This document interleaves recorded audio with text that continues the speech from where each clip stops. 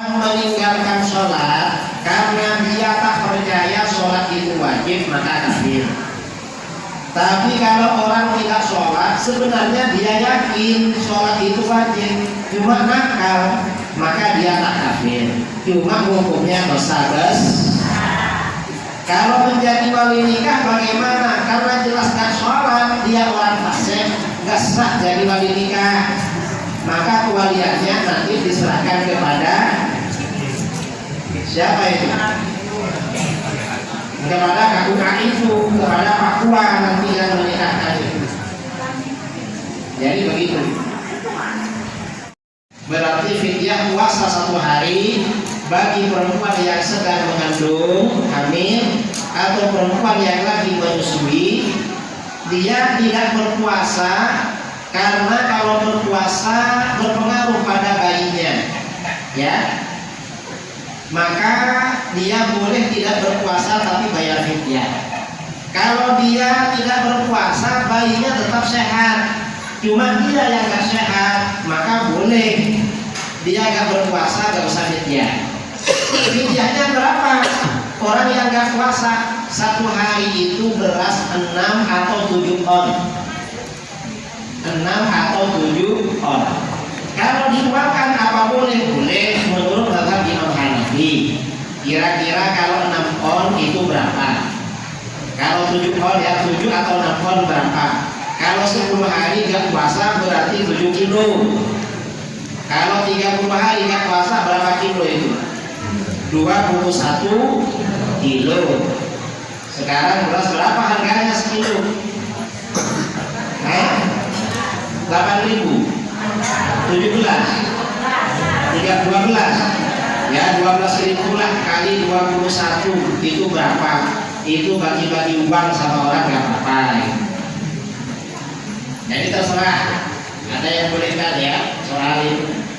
Kemudian soal akikahnya lalu diganti majriha di ijazahnya di akte, ya gak apa-apa, ya gak apa-apa. Orang kalau punya anak namanya kurang bagus disunnahkan diganti yang lebih bagus. Dulu Rasulullah SAW seperti itu. Ada seorang sahabat namanya Abdurrahman Al-Juhani. Dia bawa anaknya bernama Bahir menghadap Rasulullah SAW. Anaknya masih kecil, dipanggil oleh Rasulullah, sini.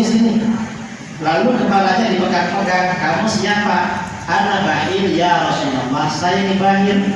Oleh Rasulullah langsung digantilah bal anta Bashir, kamu Bashir.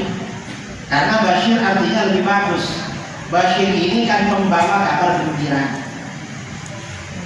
Kalau Bahir itu bukan pembawa kabar gembira, makanya diganti. Lalu kata Bashir ini Rasulullah, saya ini kalau berbicara kagak tafasih, apa namanya, gak langsung keluar pembicaraan. Akhirnya apa? Bashir ini oleh Rasulullah suruh mangap, ya suruh buka mulutnya lalu diludahi. Begitu diludahi langsung fasih berbicara. Namanya diganti. Waktu berjalan setelah beliau tua, rambutnya yang di pinggir ini putih semua, kecuali yang di bagian atas yang dipegang-pegang Rasulullah sampai wafat kita. Ini barokahnya Rasulullah. Artinya apa? Ibu-ibu ya, bapak-bapak, kalau punya anak namanya kurang bagus, dianjurkan diganti nama yang lebih baik. Apakah akikoh lagi? Gak perlu akikoh lagi.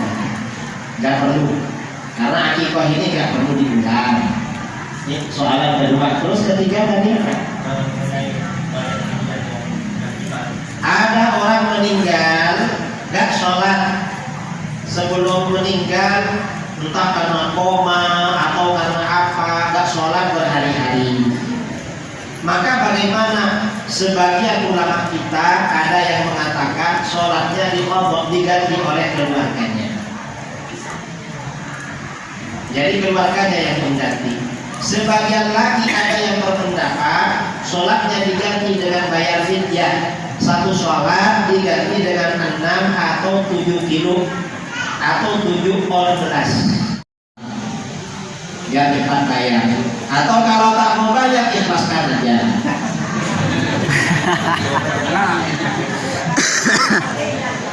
Apa? Kalau dikit ikhlas ya, tapi kalau banyak lah. Kadang dia sekarang dan lebih kaya dari kita. Ada yang lebih kaya dan mau bayar. Kalau saya pedagang dulu buku tangannya. Kalau orang tua meninggal, aku lepaskan halal. Kalau dia hidup belum, gimana bu? Kalau belum meninggal, belum diikhlaskan. Belum. Ya tak apa-apa. Kalau dia meninggal, Tapi kalau meninggal kamu saya ikhlaskan. ayo. Ya tak apa kalau Betul tuh. betul. Kalau sudah diikhlaskan berarti dia tak punya ragunan di akhirat. Bagus itu. Bagus. Nah, buku sikot tuh saya nggak mau Memang memberi hutang itu pahalanya lebih besar daripada bersedekah. Bersedekah itu memberi hutang pada orang lebih besar daripada bersedekah. Mengapa? Orang itu kalau berhutang pasti butuh. Kalau orang kita kasih sedekah, kita makan, kadang dia punya makanan di rumahnya tak butuh. Dan lagi orang bersedekah itu ujiannya berat. Kadang-kadang kalau nggak segera bayar, kita ini bicara terus di belakang, akhirnya pahalanya habis.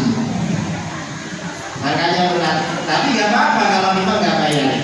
Jadi tagihan. Jadi saya guru sampai 3 kali sudah tidak saya nagih lagi. Bang, salah gitu tak? Nah kalau dia nggak mau bayar tak dibagi lagi tak apa, nggak apa-apa.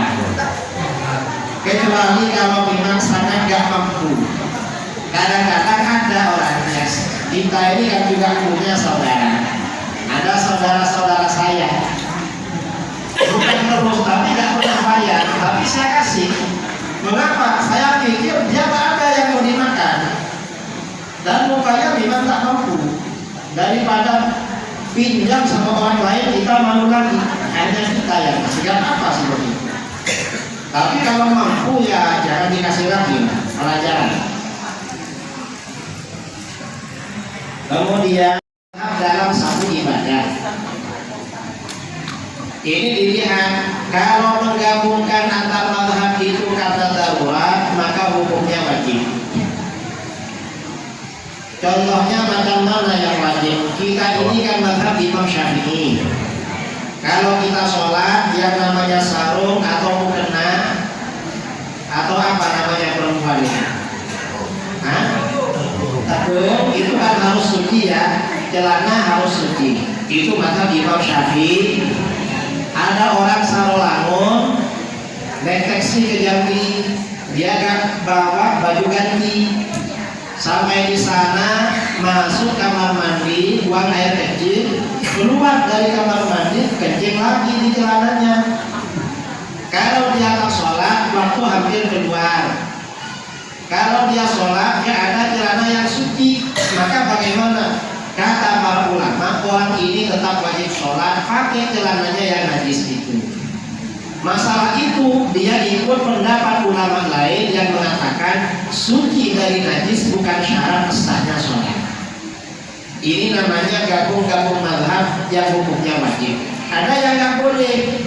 Kalau gabung-gabung mazhab itu untuk suka-suka aja, suka-suka seenak-enaknya itu nggak boleh kalau seperti itu. Jadi tergantung lah. Itu gabung-gabung mazhab itu tujuannya apa? Kalau gabung-gabung itu untuk berhati-hati, mana sunnah hukumnya? Setiap mazhab diambil yang berat-berat, akhirnya berat sendiri dia beramal. Gak apa-apa kalau begitu. Ini soalan yang ke-7. Ke-8, kalau kita punya puasa Senin Kamis atau puasa apa, lalu diundang hajatan oleh tetangga, maka macam mana kita ini sebaiknya makan atau melanjutkan puasa? Dilihat. Kalau kira-kira kita melanjutkan puasa orangnya sangat keberatan, karena misalnya yang datang ke undangan itu sedikit, makanannya banyak sangat, maka sebaiknya berhenti puasa, nanti dikobok puasanya. Tapi kalau misalnya walaupun kita gak makan gak apa-apa, karena ya mungkin undangan ramai yang datang, ya sebaiknya terus puasa aja. Ya lihat-lihatlah, tengok-tengok